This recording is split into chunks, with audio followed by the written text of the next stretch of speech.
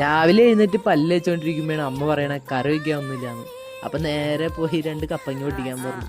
ഒറ്റ കുത്തിന് നേരെ ഒരെണ്ണം കിട്ടിയിട്ടോ. അങ്ങനെ 3-4 പൊട്ടിച്ചു. അതിനകത്ത് ഒരെണ്ണം പഴുത്തതും ബാക്കി പച്ചയായിരുന്നു. അത് കഴിഞ്ഞാണ് അപ്പച്ചൻ വിളിക്കുന്ന ജാതിക്കായ പറമ്പ് നോക്കാൻ പോവാന്ന്. അപ്പോൾ ഒന്നും കഴിക്കാത്ത കാരനാണെങ്കിൽ നല്ല വിശപ്പുണ്ടായി. അപ്പോൾ 2 പേരയ്ക്ക് പൊട്ടിച്ചു ആ പറമ്പിലത്തെ. അത് പൊട്ടിച്ചുകൊണ്ട് തിന്ന് വെക്കുമ്പോഴാണ് 2 പറമ്പ് നമുക്ക് കച്ചവടമായി. അപ്പോൾ ആ പറമ്പിലെ കുറച്ച് കാലിക്കായും ഇതൊക്കെ ആയിട്ട് നമ്മൾ പറക്കി. അപ്പോൾ നമുക്കൊരു പെട്രോൾ കാശും ചായക്കാശിനുള്ളത് കിട്ടി. അത് കഴിഞ്ഞ് വന്നപ്പോൾ അമ്മ സാമ്പാറും ദോശയും ഉണ്ടാക്കിയിട്ടുണ്ടായി. അത് കഴിച്ച് പിന്നെ ഒരു തണ്ണിമത്തൻ്റെ പീസ് ഉണ്ടായി. അതും കഴിച്ച് നേരെ ക്ലാസ്സിൽ പോയിട്ടാ. പുതിയ സെൻറ്ററിൽ ലിഫ്റ്റൊക്കെ ഉള്ള കാരണം അതിലാണ് സ്ഥിരം പോണത്. അപ്പോൾ അവിടുത്തെ വർക്കൊക്കെ കഴിഞ്ഞ് പിന്നെ തിരിച്ച് വന്നു.